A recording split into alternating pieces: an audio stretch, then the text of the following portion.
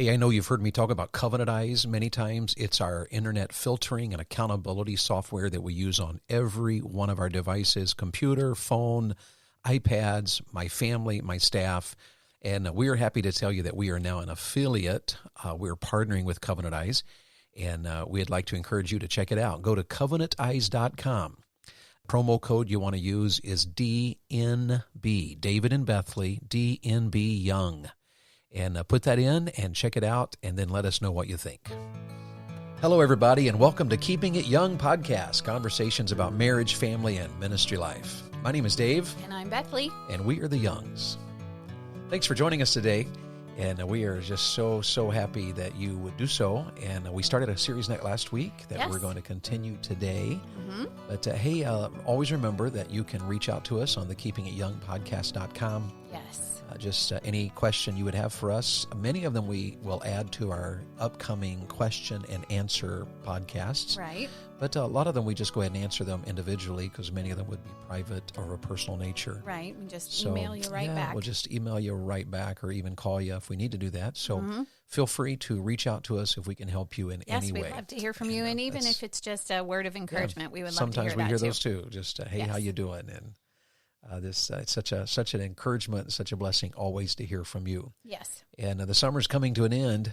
We are right in the middle of camp weeks. Well, we're in July, so it's not at an end yet. Well, that's true, but there's a lot coming up here. We have a wedding coming up, and our son is getting married. We're excited about that. Yes, we are. And I've already had meetings throughout the summer. It's been just an incredible summer so far. Yes. And check our schedule at evangelistdaveyoung.com. Mm-hmm. See if we're in your area, and if we are, come see us. Give us a holler.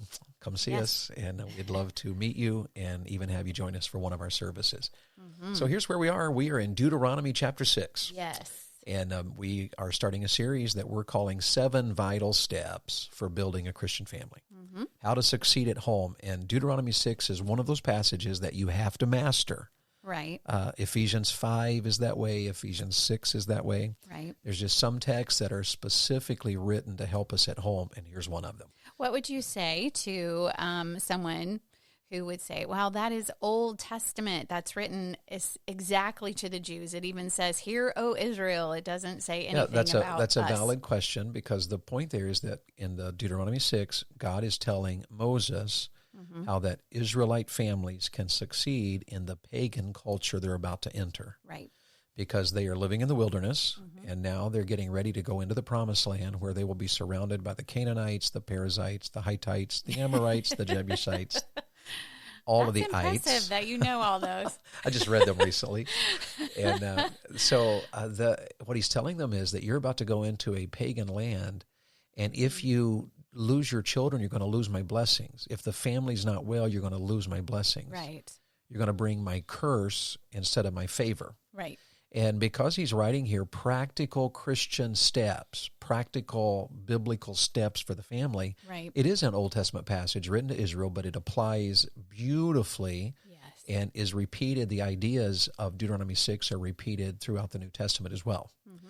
And so this is a phenomenal place to start to just help you. 7 steps that he said in your pagan culture, as you enter the promised land, you can win if you'll live like this. Right. And we want to win. We want to win at home. Yes, and we want to have a phenomenal Christian family. Mm-hmm. And so Deuteronomy 6 is one of those texts. So that's a good question. Yes. All right. You want to read? Let's get started. Deuteronomy 6, and here we verses go. 1 through 5. Now these are the commandments, the statutes, and the judgments, which the Lord your God commanded to teach you, that ye might do them in the land whither ye go to possess it, that thou mightest fear the Lord thy God, to keep all his statutes and his commandments, which I command thee, thou and thy son, and thy son's son, all the days of thy life, and that thy days may be prolonged. Hear therefore, O Israel, and observe to do it, that it may be well with thee, and that ye may increase mightily, as the Lord God of thy fathers hath promised thee, in the land that floweth with milk and honey. Hear, O Israel, the Lord our God is one Lord, and thou shalt love the Lord thy God with all thine heart, and with all thy soul, and with all thy might. Okay, that's phenomenal. Go back there while you have the Bible there in your hand and read that one little verse about fearing God where he mentions that. Let's see here. Verse 2, that thou mightest fear the Lord thy God to keep all his statutes and his commandments, which I command thee, thou and thy son and thy son's son, all the days of thy life, and that thy days may be prolonged. Yeah, that's just a phenomenal place to start. And I liked hearing you read that. You were confusing your ye's and thous. I was. Started to say your these and ye's and thous. I haven't been speaking King James, I guess, today. But that was, what a phenomenal passage as he's laying out for the nation of Israel. In this pagan land you're about to enter, it starts with, if you'll fear me, right, then it can impact your life and your sons' sons. Yes. And what an awesome thought that we can influence not only our own lives and bring God's favor and blessings in our own lives, right, but we can live in such a way that we can bring God's favor and blessings to our children's lives and to our grandchildren. Future generations, and which is phenomenal. We just want that to be an encouragement to you as you're thinking about it. We would say it like this, if you're looking at Deuteronomy 6, today we would say, look, we as Christians are to live differently than this culture around us. Right. And everybody knows that our culture today is so anti-Christian. It's so opposed to the truth of God's word. Right. But we can live differently, and in return, in doing so, we can influence and lead and teach our children and our grandchildren to do so as well. Right. And by following these verses, sometimes we think, well, we do live differently. We're politically conservative, or we do live differently. We dress a certain way, and that is all part of following the Word of God. I'm not saying, there can be but reasons for all of that. This goes even deeper in fearing the Lord, loving the Lord, and so on in the Deuteronomy passage. Yeah, so, it is so true. We talked last week, if you joined us last week, about how that you can have a Christian school kid that goes wrong because things aren't well at home. You can have a public school kid that goes right because things are well at home. Right. And it just reminded me what you even said there, that you can be politically conservative and yet really far from God if you're talking Bible truth. That's right. And so we're talking about in your home, living the Bible in your home in such a way that Deuteronomy 6 is applied to your life, your family, and the result is that you're blessed by God. Yes. And so last week we started just really simply, and the first thing he says is it catches us off guard because it's so, how do you explain it? And what we started with was fear God. Yes. And he says that so simply. It's the first thing he connects to the family. For your sons and your sons' sons to have my favor and my blessing, they have to learn to fear God. Right. The fear of the Lord. Episodes ago, we talked about rules and standards in our life, and we talked about having that balance. That if you are not balanced, you don't have any rules and standards, and if you are not balanced, you might be way overboard.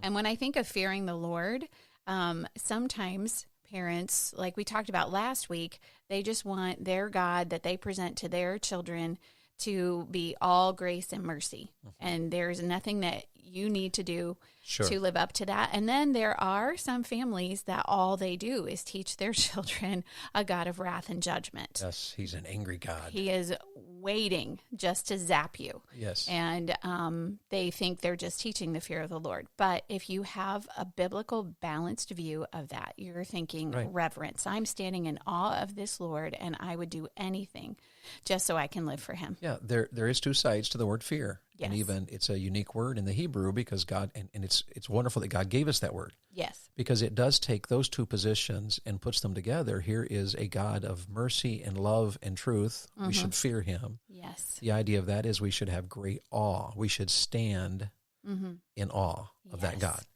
But it also has the idea of being scared to death. And so he says in the word, and we read this last week, the fear of the Lord is to hate evil. Right. And the reason being is because when I allow evil into my life, I lose God's favor. Yes. And not only that, I have to reap the consequences, which the New Testament calls corruption. The word is rottenness. Oh. And he says there, if we sow to the Spirit, we reap life everlasting. That's a Bible way of saying love and joy and gentleness and favor. Yes. But if we sow to the flesh and we refuse to fear God and honor God, he said we reap, therefore, corruption. And that's a very strong word. Yes. Nobody wants to be near something that's rotting and that's, covered in flies and the odor. But that's the word used here. So fearing God is vital. Yes. It is a good thing. We talked about that last week, and it's a practical thing. We talked about reverence. Yes. And anything else that came to your mind there? We mentioned several things, but teaching our kids just to stand in awe of God. Right. And I think it can be just a daily practical thing. If something happens in your home, if there's answered prayer, or if you get to do something fun as a family, isn't the Lord good to us? Mm-hmm. Just pointing it out. There's even an apologetics. I don't know exactly the word there. There's a part of apologetics today that uses the word beauty. That in God's created world, He designed beauty to cause us to stand in awe. Mm-hmm. And you really can see that as when you have little ones and you're pointing out to them, they can marvel at God's creation of a little ant. Yes. They can go into a meadow, get your eyes off of a screen and go into a meadow and watch a bird and watch the bird, catching a worm. They can even pick up a worm and be in awe of this creation. Yes. Uh-huh. And when we take that natural awe of wow, of beauty, of look at the world we live in, look at all that God has made. Right. We're teaching our kids to fear God. That's reverence. Right. And you have to help your teens with that because it's so easy in our culture to stare at a screen all the time. Right. Our daughter Charity is 12 and she'll be 13 soon. Charity often will ask, take a walk with me, especially if it is, I walk the dog in the evening before bed. Right. And oftentimes I try to say yes to that. Sometimes it's inconvenient because it's time for her to go to bed or whatever. But she and I will walk the road in front of our house and she's learned, there's the Big Dipper, Daddy. And, look, wonder why God made it like that. And so it's an opportunity even in the evening walking a dog for us to have a fear of God, a reverence of God. Just point them, always pointing them to the Creator. Yeah, that's part of that fearing God. Well, we closed last week with we had to close a little fast because we're trying to be very careful about the time. But we were talking about the side of fear that literally is scared to death. And you had commented several things there, and we're talking about it. And we were especially talking about teaching our kids that sin has great consequences. Yes. But any other thoughts you'd want to add for our audience to think about there? Well, it can be a difficult thing to portray to our children because you don't want your children to always think of God as the God of wrath and judgment. Right. And but it is a weighty thing. If you allow your child to grow up to be a liar, that is a weighty thing. They will lose their job. They may lose their marriage if they're a liar. Consequences. Yes, and so you do want to discuss that with them. Yeah. If they're in trouble for something that they have done, say lying, you do want to discuss that. Of course, they will face consequences, I hope, in your home because they have lied, but you want to discuss that. Son, I don't want you to be a liar. I remember anytime we had to correct an issue in the kids' lives, I would frequently say to them, you can't grow up to lie. Right. And I would give real world illustrations. So, well, they're 7 or they're 8 or they're 9. They're not married. But lying can damage a marriage. Lying can cost you a job. Lying can get you in trouble. Lying can land you in jail. Yes. And so I'd always point those things out because it was a practical way, gently, of just pointing out, no, we're gonna fear God. Right. We have to hate evil. Right. And I would think even too in this culture where sin is winked at and laughed at and thought of as no big deal, we always want to put in front of our children, this is a big deal. Yeah. This is a big deal to God. Even when you have teenagers like, Mom, it's no big deal. So I went over the speed limit. So I didn't know it is a big deal. Sure. It's not just a big deal because you have a police officer who could give you a ticket, which is a big deal financially, and it goes on your record and all kinds of things. Yeah. But it's a big deal to the Lord because He said we have to obey our authority. And that's an interesting illustration as well because when you think about it, a person can be speeding along the highway and when they come around a curve or top a hill and there is a policeman watching, the reaction says, oh my goodness. Oh, slow down. There's a fear there. That is the word. There's, oh my goodness. Yes. And to point out to our children that just like that policeman is watching you speed, there is a God in heaven. Yes. And He's watching and He's not, He's everywhere. Yes. He knows everything. Not you just cannot the police get by officers. with anything with Him. Vision, yes. And what an illustration there. All of us should fear God. And maybe we should just stop for a moment and examine our own hearts. Mom and Dad, would you say I have an awe, a reverence? Yes. And a phobia of God? A healthy fear. when you're by yourself. Would you say that? And what are you doing, or what could you do to help your children or even your grandchildren? Yes. And so here was the first step, 7 vital steps. Here's the first one. We have to fear God. The Lord. Then there's a second one, and let's jump into this one today. So here's today's subject, and let's get started. It is keep God first. Now, this is a unique one. And for years, I read this passage where our Israelite friends, our Jewish friends, would call the Shema passage. Yes. And it's a simple statement. The Lord our God is one Lord. And that is a very theological passage, a very theological statement, especially to a Jew.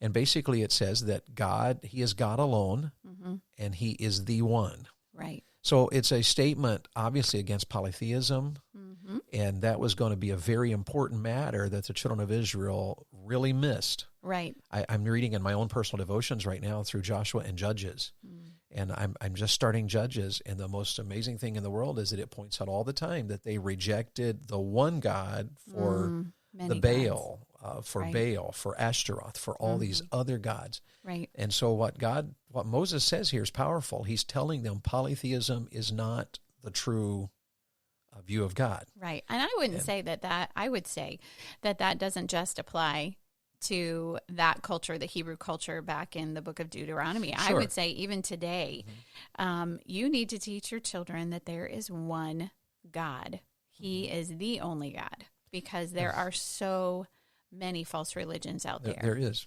That's very true. And Jehovah, the Jews would have said this, this means that Jehovah, or Yahweh, our God, is one. And it's interesting because the word God there is actually Elohim plural, which is where we find the basis for the Trinity in the Old Testament. But also then he points out that it's not 3 different gods. It's a plural. He's God. He's so big that he's plural, and yet he's one. So it's a real theological statement. And we're not really going to discuss the theological side of it, because I want to draw attention, for the sake of your family, to the practical side of it. And this is where Bethany and I want to go here. Right. Because the point is not just theological. God is one God. There's only one God. The point is also practical. The Lord our God is one. He's one. And that practical side of it is a reminder that we should keep God first. Always.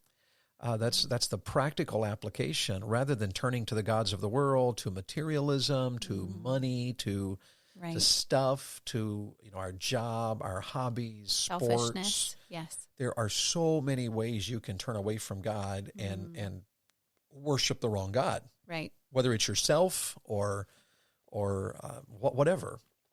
So the point here is that we've got to keep God first. Right. It is a practical matter. And the Bible says a lot about these. Like in our priorities. In your home, your priorities should evidence that God is one. Right. And that he's your God. And that he is first in your home. Right. Listen, do you have Matthew 6 there? I do. Matthew 6:19 through 21 says, "Lay not up for yourselves treasures upon earth, where moth and rust doth corrupt, and where thieves break through and steal. But lay up for yourselves treasures in heaven, where neither moth nor rust doth corrupt, and where thieves do not break through nor steal. For where your treasure is, there will your heart be also." Yeah, he's reminding us there that we can live in such a way that we are living for the wrong things. Right, we're living for stuff. They have no value. Materialism. But when you're living for God, you're laying up treasures in heaven. The Philippians 1:21 passage is my life verse. That's a priority passage, that God is one. For to me, to live is Christ. Listen to Colossians chapter 3. Here's a passage reminding us of how practical it is that the Lord our God is one Lord. Colossians 3, verses 1 through 3. "If ye then be risen with Christ, seek those things which are above, where Christ sitteth on the right hand of God.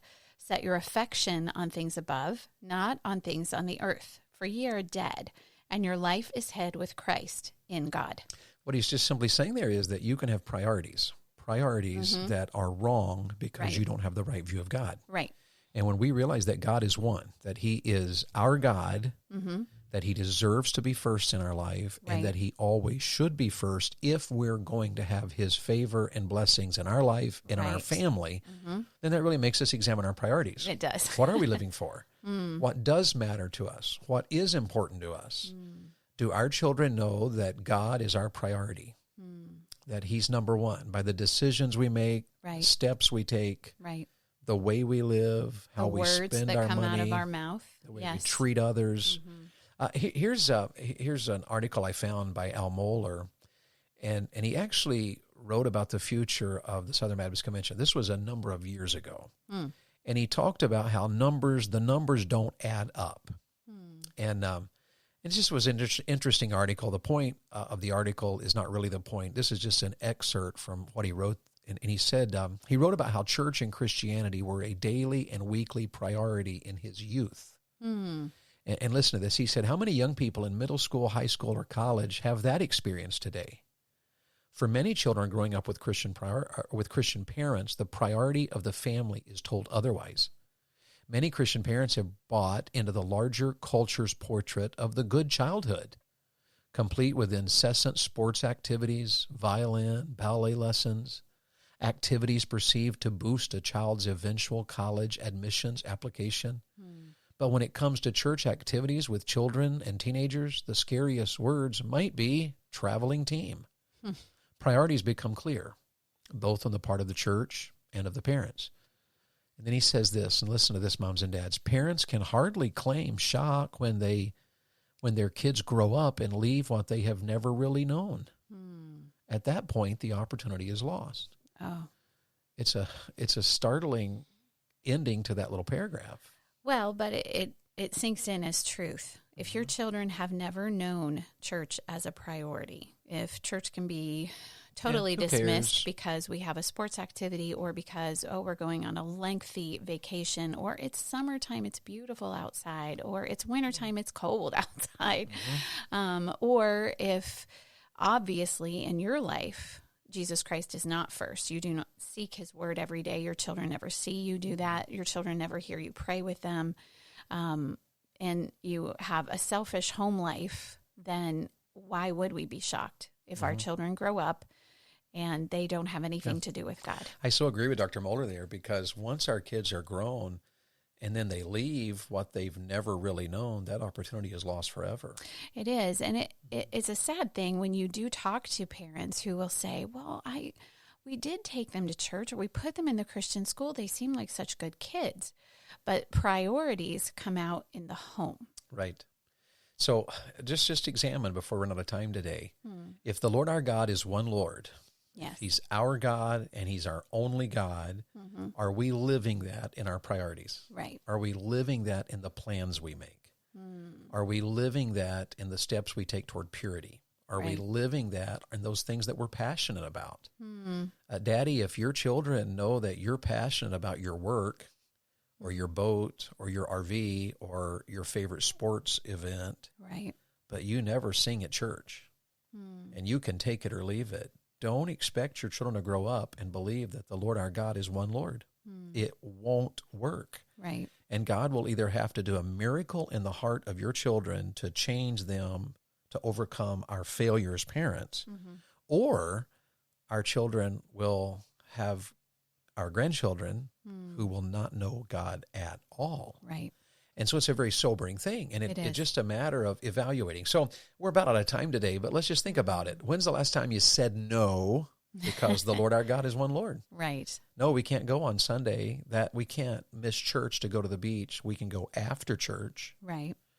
And I say that because we live in Florida, so that's So it's not an 8-hour drive. yeah. And so it's just around the corner. But how many Christian parents do you know that would say, well, today's a beautiful day, so Right. we'll skip church and go to the beach this morning, and then we can Right. eat out, and it's a family day.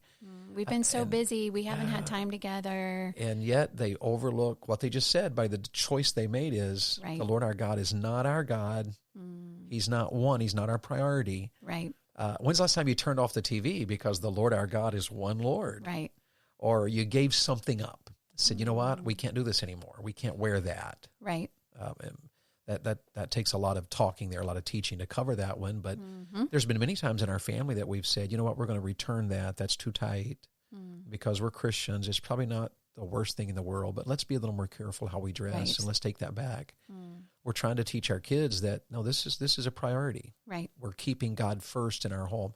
Or you prayed about a purchase, or you set aside money to give, or you made decisions simply on the basis that you're a believer. Right. That's the whole point. Keeping God first is vital in having a Christian family. It is. Any suggestions for young parents, Love? I would say that even as a young parent, seek the Lord on your own. As a couple, don't just make decisions on the fly. Sure. Make decisions that line up with the Word of God. Yes. Make decisions that you have prayed about. And even little tiny children, they know, you know what, Mom and Dad, we're praying about this. This one's a fun illustration, but our little one, Charity, I don't know where she first learned that there was a Disney World in our country, but somewhere along the line she did, and she was very, very young. And I just remember we would talk to her. She would say, I want to go to Disney. I want to go to Disney. And we would say, you know, it costs a lot of money to go to Disney. And we'd have to plan that, especially around our ministry schedule and so on. Sure.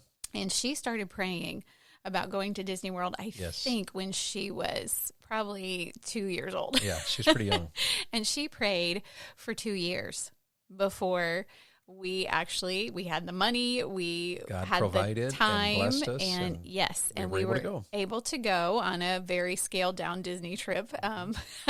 But we were able to go, and it was, you know, us seeking the Lord. Right. Should we even go? Yes. Should we spend this kind of money? Well, the Lord's going to have to provide. And so that was just a fun illustration, but it was something in her life that she knew that we had to seek the Lord about first. It wasn't just something that, oh, well, we're going to, you know, borrow the money or ring it all up on a credit card and just go. No, we're going to pray and we're going to seek the Lord's face. So here we are in Deuteronomy 6, and we're talking about 7 vital steps to building a Christian family. And so last week we talked about fear God, and this week we're talking about keeping God first. Yes. Now you join us next week, and we'll give you the 3rd step, and it's also an important one. I think my favorite ones probably is the 4th and 5th week. I love those particular ones, but these first 3 that we're learning are valuable, are vital, I would say they're easily overlooked. The foundation. They certainly are. For what we're going to talk about and so in we 4, need 5, 6, and well, maybe we're out 7. of time. Yeah, it's going to be a lot going on here. We're out of time, and we're absolutely thrilled you joined us today. Yes, so thank you. We are Keeping It Young, and visit us, keepingityoungpodcast.com. Check out my website, evangelistdaveyoung.com. And if we can be a help, a blessing, and encouragement in any way to you, it would be our delight and our honor to do so. Yes. I hope you have a great week. Until next week, we'll see you. The Keeping It Young podcast is a Bax 5 Media production. All rights reserved.